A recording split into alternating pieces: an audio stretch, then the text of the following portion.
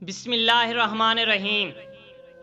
وصال یار چینل کے معزز دوستو، السلام علیکم۔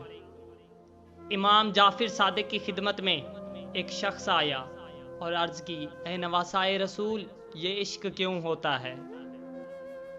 کسی انسان کو کوئی انسان اتنا اچھا کیوں لگتا ہے کہ اس کے سامنے پوری دنیا کچھ نہیں؟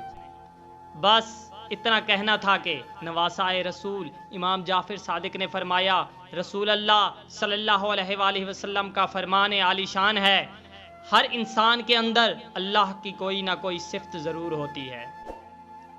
کوئی رحم دل ہوتا ہے تو کوئی عادل، کوئی سخی ہوتا ہے تو کوئی شجاع ہوتا ہے۔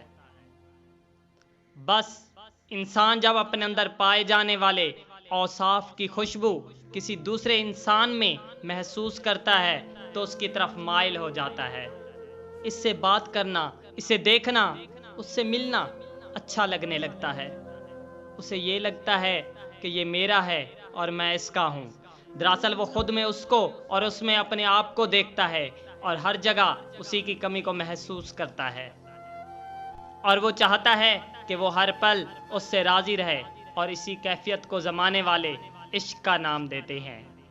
بس کوئی مخلوق سے عشق کرتا ہے تو کوئی خدا سے۔